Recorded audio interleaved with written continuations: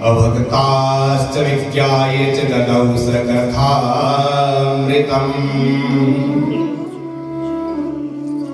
श्रीमद्भागवती वार्ता सुराणामपि दुर्लभः। आज सुखदेव महाराज ने देवताओं को भटका लगा करके वहां से भगा दिया कि आप चले जाओ, आप तो व्यापारी बनकर के आए हैं। यदि आप भगत बनकर के इस दरबार में आए होते तो मैं अवश्य ही इस अमृत कथा को आपको प्रदान करता, लेकिन आप तो मेरे साथ व्यापार कर रहे हैं। इसलिए आज सुखदेव महाराज ने देवताओं को अभक्त मान करके वहां से भटका लगा दिया, भगा दिया। सूत महाराज कहते हैं, ऋषियों, श्रीमद् भागवत महापुराण की जो कथा है, इसे नारद जी ने जन जन में इसका प्रचार प्रसार किया है, लेकिन जो सप्ताह श्रवण की जो विधि है वो संत कुमारों ने इस संसार को प्रदान की। आज सभी ऋषि मुनियों ने प्रश्न किया है, सूत महाराज, हे गुरु जी, हमने सुना है कि नारद जी एक जगह पर बैठ नहीं सकते हैं, क्योंकि प्रजापति दक्ष ने उन्हें साथ दे रखा है और संत कुमार ज्यादा घूमते नहीं है। हरि शरणम हरि शरणम हरि शरणम हरि शरणम, जिनका एकमात्र उद्देश्य भगवान का गुणगान करना ही है, वो संत कुमार नारद जी के साथ कैसे मिले और नारद जी ने किस तरह से उनके मुखारविंद से 7 दिनों तक कथा सुनी। कृपया करके इस पावन गुणगान को आप हमें सुनाएं। आज सूत महाराज जी इस पावन कथा को आज राग शिवरात्रि में बड़े सुंदर भाव के साथ सुना रहे हैं।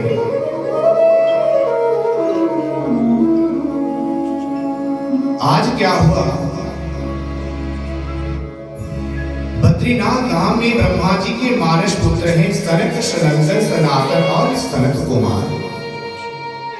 आज जैसे बद्रीनाथ धाम में चारों भाई बैठे थे तो उधर से क्या हुआ, अचानक से देवऋषि नारद जी बड़ी तीव्र गति से जाने लगे। आज जैसी तीव्र गति से नारद जी जा रहे हैं, आज चारों भाइयों ने देखा कि नारद जी आ रहे हैं। आज संत कुमारों ने देखा कि नारद के चेहरे के ऊपर उदासी छाई हुई है।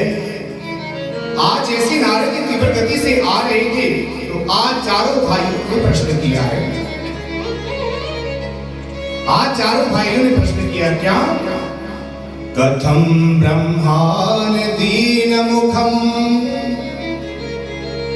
कुतश्चिंतातुरो भवान त्वारितं गम्यते कुत्र कुत्रश्च आगमनं तव। आज चारों भाइयों ने प्रश्न किया है, कथम ब्राह्मण दीन मुखः कुतश्चिंतातुरो भवान त्वारितं गम्यते कुत्र कुत्रश्च आगमनं तव। आज एक भाई ने प्रश्न किया है, कथम ब्राह्मण दीन मुखः, हे नारद जी, हे ब्राह्मण देवता, आपका मुख आज निस्तेज हो चुका है, आपके चेहरे का तेज नीचे गिर चुका है। कथम ब्राह्मण दीन मुखः कुतश्चिंतातुरो भवान। दूसरे भाई ने प्रश्न किया है, हे देवर्षि नारद जी, आपके चेहरे के ऊपर उदासी छाई है, इस परेशानी का कारण क्या है? तीसरे भाई ने प्रश्न किया, त्वरितं गम्यते कुत्र, हे महाराज आप कहां को जा रहे हैं? कुत्रश्च आगमनं तव, कहां से आपका आगमन हो रहा है? हे महाराज आप कहां जा रहे हैं और कहां से आए? चारों भाइयों ने एक ही प्रश्न किया। आज जैसे ही चारों भाइयों ने प्रश्न किया है, नारद जी वहां पर आए और आज नारद जी गिड़गिड़ाने लगे। आज संत कुमारों ने कहा कि देवर्षि नारद जी, आपकी उदासी का कारण क्या है? कृपा करके हमें बताएं ताकि हम आपकी इस परेशानी को दूर कर सकें। आज नारद जी कहते हैं, संत कुमारों, अहम तु पृथ्वी यातो ज्ञत्वा सर्वोत्तमामिति पुष्करम च प्रयागम चैव काशीं गोदावरी तथा। आज देवर्षि नारद जी कहते हैं संत कुमारों, मैं आपको अपनी कथा सुनाने जा रहा हूं, ध्यान से सुनना। ये देवर्षि नारद जी की कथा नहीं, ये हम सब की ही कथा है। क्योंकि श्रीमद् भागवत महापुराण है क्या, किसमें इसकी कथा है? ये जो श्रीमद् भागवत महापुराण है, इस पुराण में किसकी कथा है जी? क्यों जी, आपने भी 37 कथा इससे पहले सुन ली है। इस पुराण में जो आगे पुराण रखा है, इसमें किसकी कथा है? क्यों यजमान जी, किसकी कथा है इसमें? ये जो पुराण आगे रखा है, इसमें किसकी कथा है? जो आप 7 दिनों तक सुनेंगे। और श्रीमद् भागवत कहा किसे जाता है, किसे कहा जाता है भागवत? आपने नहीं सुनेगा था?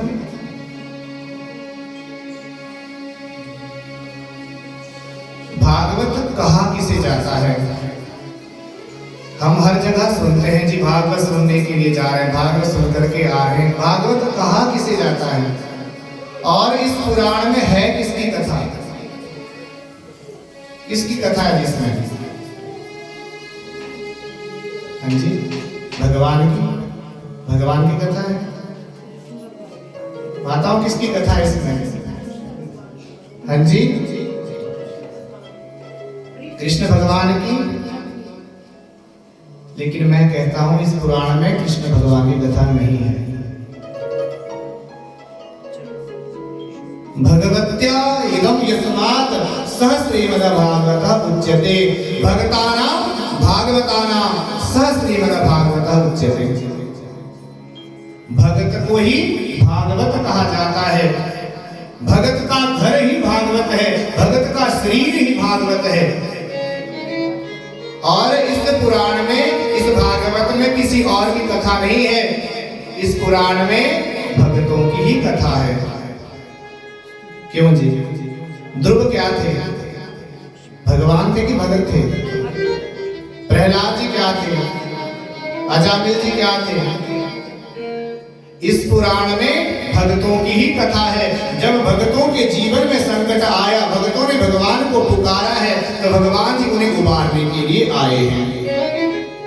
इसलिए इस पुराण में, भागवत में भक्तों की ही कथा है और भगत को ही भागवत कहा जाता है। बोलिए श्रीमद् भागवत महापुराण की। तो आज नारद जी कहते हैं संत कुमारों, अहम तो पृथ्वी यातो यत्वा सर्वोत्तमामिति, पुष्करम प्रयागम चैव काशीं गोदावरी तथा। हे संत कुमारों, मैंने धरती को सबसे श्रेष्ठ मानने के लिए, क्योंकि मैंने भगवान के मुखारविंद से सुन रखा था कि यदि आप मुक्ति को चाहते हैं तो आपको मुक्ति प्राप्त करने के लिए धरती के ऊपर जन्म लेना होगा। क्योंकि किसी अन्य लोक में यह संभव नहीं है कि हम मुक्ति को प्राप्त कर सकें। इस धरती के ऊपर आकर के ही हम मुक्ति को प्राप्त कर सकते हैं। इसलिए मैंने धरती को सर्वश्रेष्ठ मान करके धरती के ऊपर आया और मैंने क्या देखा? जैसे ही मैं धरती के ऊपर आया तो मैंने तीर्थों का तीर्थाटन करना चाहा। मैं तीर्थों के ऊपर गया। अहम तो पृथ्वी यातो यत्वा सर्वोत्तमामिति, पुष्करम प्रयागम चैव काशीं गोदावरी तथा। हे संत कुमारों, मैं पुष्कर में गया, प्रयाग में गया, काशी में गया, गोदावरी में गया, हर क्षेत्र, कुरुक्षेत्र में हर जगह गया। मैं तीर्थों के ऊपर गया, लेकिन दावे के साथ कहता हूं, हे संत कुमारों, मुझे शांति प्राप्त नहीं हुई। हम तीर्थ यात्रा करते हैं, क्यों करते हैं? घूमने के लिए।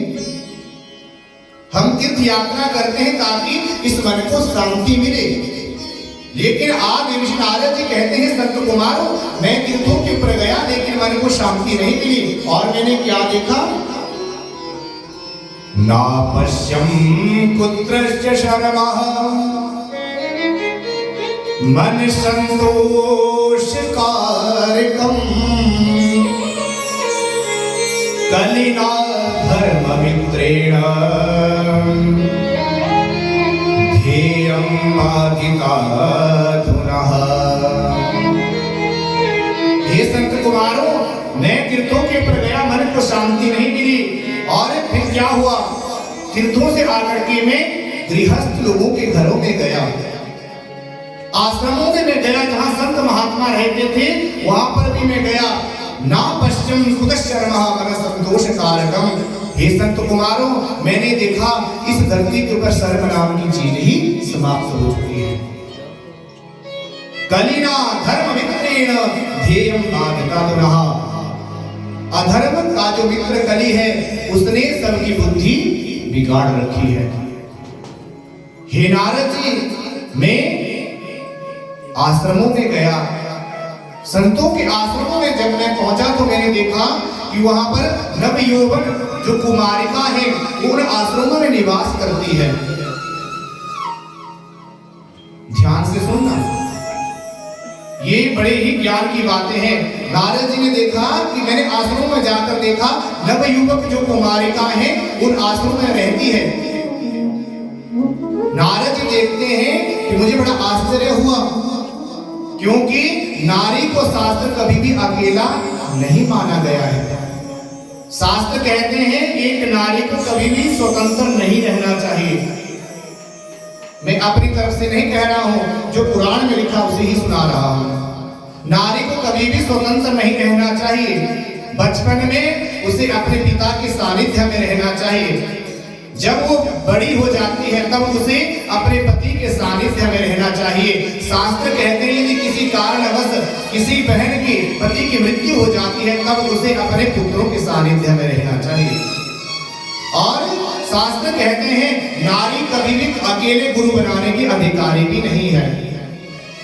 और समाज में चला है हमारा गुरु बना लो, गुरु बना लो, अनेक कई प्रकार के गुरु निकले हुए हैं। नारी का सच्चा गुरु है उसका पतिदेव। यदि फिर भी वो इच्छा रखती है कि मैं गुरु धारण करना चाहती हूं तो उसे अपने पति के साथ मिलकर के ही गुरु धारण करना चाहिए। नारद जी कहते हैं संत कुमारों, मुझे आश्चर्य हुआ, वो नव बालिकाएं, नव यौवन बालिका उन आश्रमों में उन संतों के साथ रहती है, क्योंकि कहते हैं हमारी बुद्धि बिगड़ने में जरा भी देर नहीं लगती है। इसलिए कहा गया है कि नारी को कभी भी स्वतंत्र नहीं रहना चाहिए। नारद जी कहते हैं संत कुमारों, जब आश्रमों से बाहर आया मैंने देखा समाज में किसकी इज्जत है, समाज में उसकी इज्जत है। ज्ञानी किसको माना जा रहा है? जो अच्छे अच्छे वस्त्र पहनते हैं, लंबी लंबी जटाएं रखी है, लंबे लंबे तिलक लगाते हैं, उन्हें ज्ञानी कहा जाता है। महाराज, कलयुग में जो दिखेगा वही बिकेगा। कथा करने के लिए यहाँ से ये बातें बुरी भी लगती है, लेकिन हम समाज में कितने ही लोगों को देखते हैं 3-3 घंटे पार्लर से सज करके आएंगे तब कथा होगी। तो आज नारद जी कहते हैं मन को बड़ी ठेस पहुंची। कलयुग में इज्जत किसकी है, किसको ज्ञानी माना जाता है? महाराज, जो लंबी लंबी जटाएं रखी है, बड़ा सुंदर वेशभूषा धारण कर रखी, लंबे लंबे तिलक लग रखे हैं, चाहे आता कुछ भी नहीं है। और ये संत कुमार जैसे भी थोड़ा बाहर निकला मैंने देखा, अब मैं लोगों जो गृहस्थ लोग उनके घरों में पहुंचा। गृहस्थ लोग के घरों में जैसे ही मैं पहुंचा तो मैंने क्या देखा? तरुणी प्रभुता गेहे सयाल को बुद्धिदायक कन्या विक्रयणो लोभाद दंपत्तिना कल्कनम। नारद जी कहते हैं संत कुमारों, जैसे ही मैं लोगों के घरों में पहुंचा, गृहस्थ घरों में जैसे पहुंचा तो मैंने क्या देखा? समाज में परिवार में चलती किसकी है? परिवार है उसमें सबसे ज्यादा किसकी वैल्यू है, किसकी चलती है? करुणी प्रभुता के सयान को बुद्धिदायक। महाराज मैंने देखा घरों में बुजुर्ग बैठे हैं, दादा दादी माता पिता बैठे हैं, जेठ जेठानी बैठे हैं, लेकिन घर में चलती किसकी है? जो नई बहू ब्याह करके लाई गई है। अब घर में क्या बनेगा क्या नहीं बनेगा, किससे पूछेंगे? जो नई बहू ब्याह करके लाई है। ये मैं नहीं, नारद भगवान जी ने देखा वही बता रहे हैं कि मैंने देखा करुणी प्रभु का आगे ही सयाल को बुद्धिदायक। महाराज घर में चलती किसकी है? जो नई बहू लाई गई है ब्याह करके, उसकी सबसे ज्यादा चलती है। नारद जी कहते संत कुमारों मुझमें इसमें कोई आपत्ति नहीं थी, क्योंकि मैंने भी शास्त्र पर रखे, मैंने भी सुना है यत्र पूजयन्ति नारी रमन्ते तत्र देवता। जहां पर नारी की पूजा की जाती है, पूजा करने का ये मतलब नहीं कि उसकी आरती उतारनी है। पूजा का मतलब है जहां पर नारी का मान सम्मान होता है।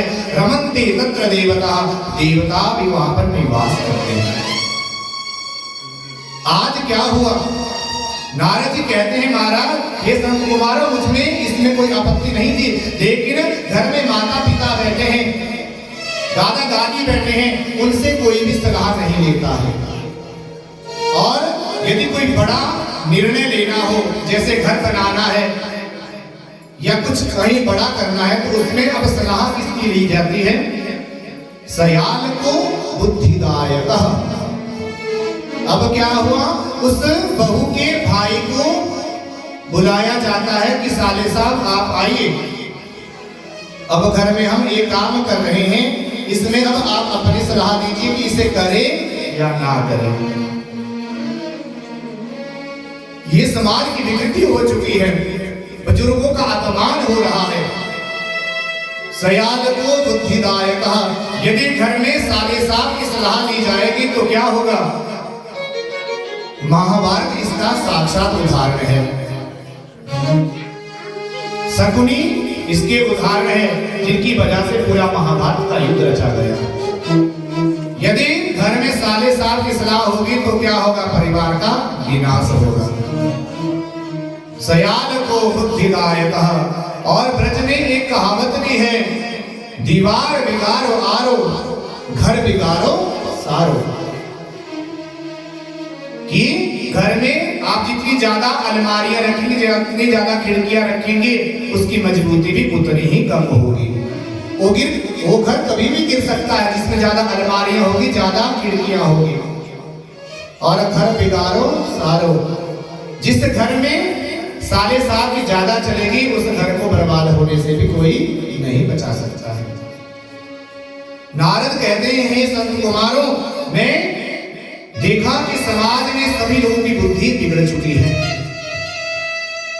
हे संत कुमारों, जैसे ही मैं थोड़ा आगे गया, अब मैं जैसे ही वृंदावन में पहुंचा, मैं कई जगह गए कि मन को शांति नहीं मिली। अब मैंने सुन रखा था कि भगवान श्री कृष्ण जी ने वृंदावन में अपनी लीलाएं कर रखी है। अब जैसे ही मैं वृंदावन में पहुंचा तो क्या हुआ? मैंने एक कौतुक देखा। महाराज जैसे मैं वृंदावन में पहुंचा तो मैंने कौतुक देखा। क्या? मैंने देखा कि सामने एक माता बैठी है, जिसकी गोदी में दो पुष्प पड़े हैं, दोनों मूर्छित अवस्था में पड़े हैं। अब जैसे ही उस कुमारी ने, उस माता ने मुझे आवाज लगाई, उसने कहा, भो भो साधु क्षणं तिष्ठ मम चिंता विनाशयः दर्शनं तव लोकस्य सर्वथा अग्रहरं परम। हे संत कुमारों, जैसे मैं श्री राम वृंदावन में पहुंचा, मैंने देखा एक कुमारी सामने बैठी है और उसकी गोदी में दो पुष्प पड़े हैं, दोनों मूर्छित अवस्था में पड़े हैं। जैसे मैं वहां से गुजर रहा था, उस माता ने, उस किशोरी ने मुझे आवाज लगाई है, भो भो साधु क्षणं तिष्ठ मम चिंता विनाशयः। कि हे महात्मा, आप कौन है? क्यों, कहां से आ रहे, कहां जा रहे हैं? कृपा करके मेरे पास आइए मेरे दुख को दूर करिए। जैसे ही मैं उस माता के पास पहुंचा तो आज मैंने देखा कि उस माता की बगल में 2 पुरुष पड़े हैं और चारों तरफ से कुछ कुमारियां उस माता की सेवा कर रही हैं, कुछ नारियां उस माता की सेवा कर रही हैं। अब मैंने उस माता से उसका परिचय पूछा तो आज उस माता ने अपना परिचय दिया है। अहम भक्ति रीति ख्याता इमो में तनयो मतः ज्ञान यज्ञ नामा ज्ञान वैराग्य नामानो काल योगेन जर्जरो। उस माता ने मुझे अपना परिचय दिया है कि हे नारद जी, मैं कोई और नहीं हूं, मेरा नाम भक्ति देवी है। अहम भक्ति रीति ख्याता, मेरा नाम भक्ति है।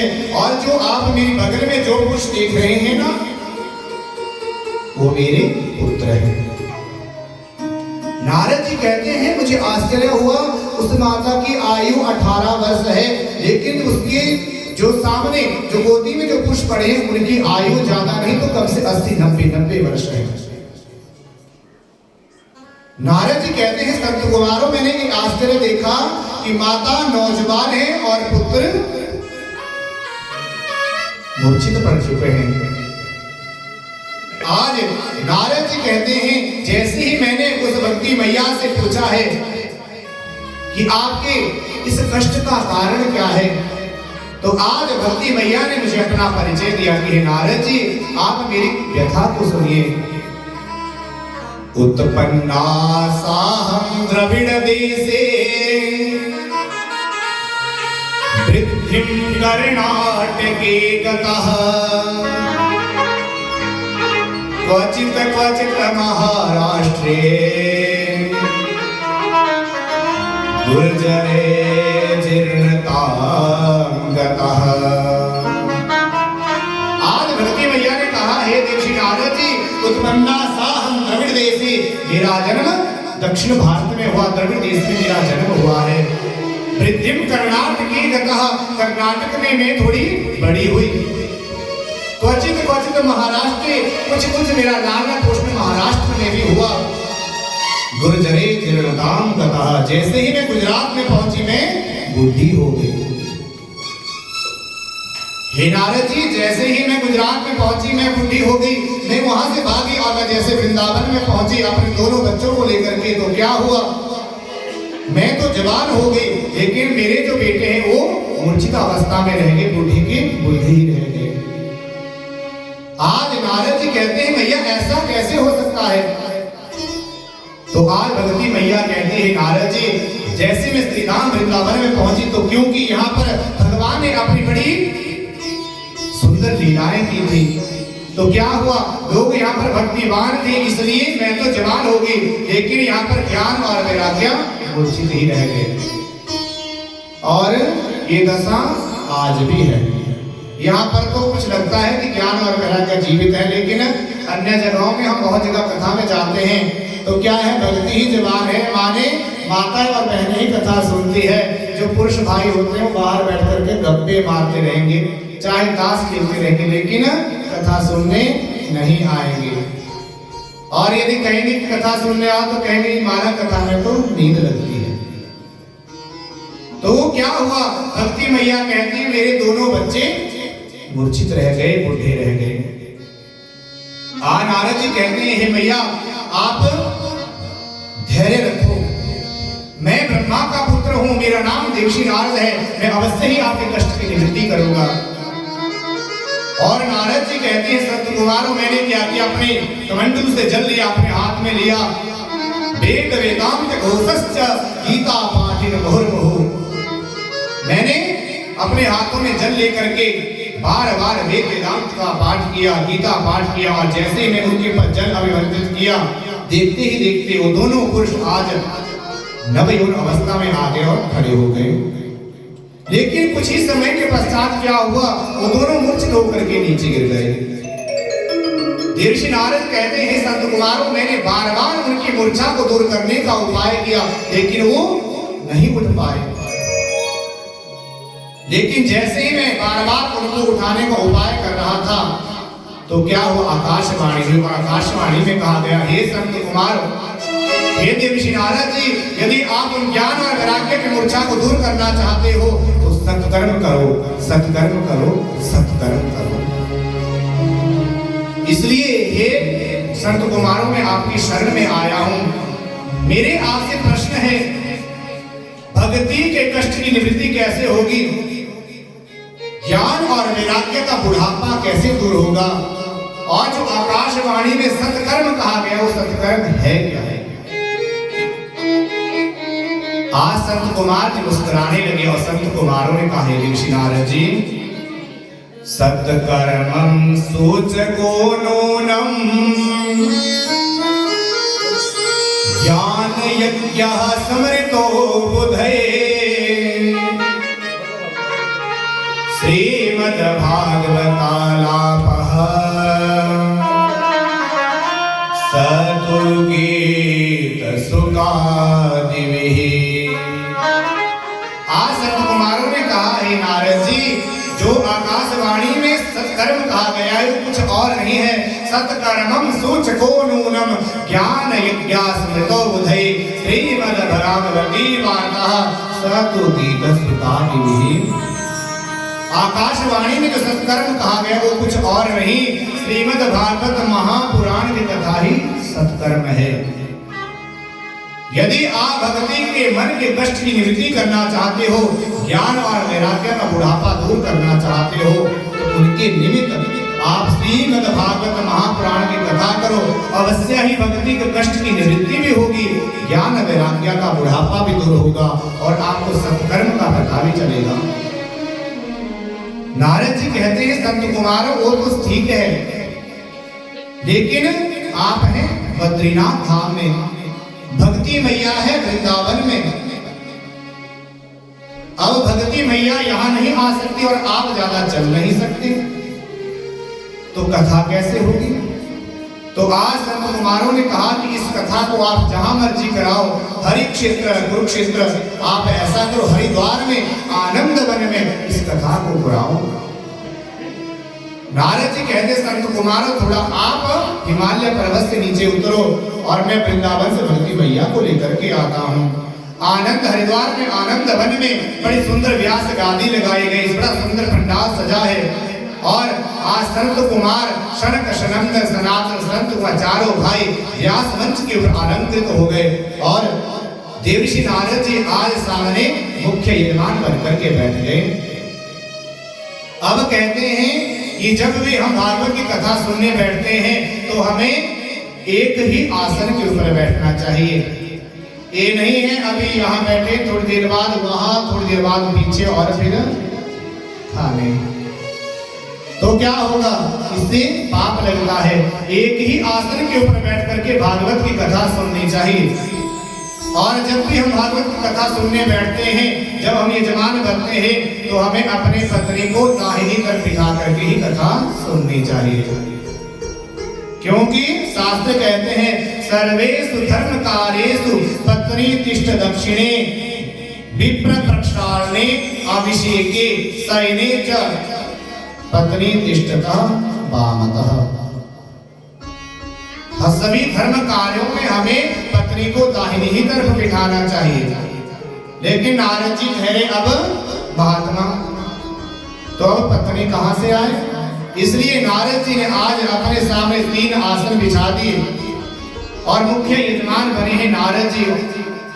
जैसे इस कथा का पता अब सभी ऋषि मुनियों को चला, तो देखते ही देखते अत्रि, कपिलः, श्रवणश्च, जितने भी सभी ऋषि मुनि थे सभी वहां पर आ गए और देखते ही देखते वहां पर कुंभ जैसा वातावरण बन गया। भक्ति मैया भी नृत्य करते हुए वहां पर पहुंची और संत कुमारों से कहती है कि महाराज मैं कहां पर बैठूं? तो आज संत कुमारों ने सामने आसन दिखाए, भक्ति मैया वहां पर बैठी। शास्त्र कहते हैं यदि हमें कभी कथा के बीच में शंका जागृत हो तो हमें अवश्य वो पूछ लेनी चाहिए। जो आप सुन रहे हैं उसमें आपको शंका लगे, कुछ समझ में ना आए तो शंका का निदान करवा लेना चाहिए। लेकिन ऐसा नहीं है यहाँ की बात वहां घुमा दे, तो उससे पाप भी लगता है। तर्क नहीं होना चाहिए, तर्क संगत कोई बात है जो यहाँ से हमें सुना रहा हूं, आपको लगता है कि उसमें कुछ कमी है तो आप बता सकते हैं। नारद जी ने आज खड़े होकर के सभी ऋषि मुनियों की तरफ से आज प्रश्न किया है कि हे संत कुमारों, यदि किसी धर्मात्मा को इस कथा से सुनने से मुक्ति प्राप्त होती है तो इसमें कोई आश्चर्य नहीं है। महाराज, मैं जानना चाहता हूं कि इस श्रीमद् भागवत महापुराण की कथा से कौन कौन लोग उतर जाते हैं।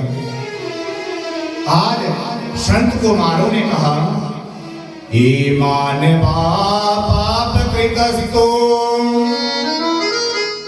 सर्वदा सदाचार दुरारता,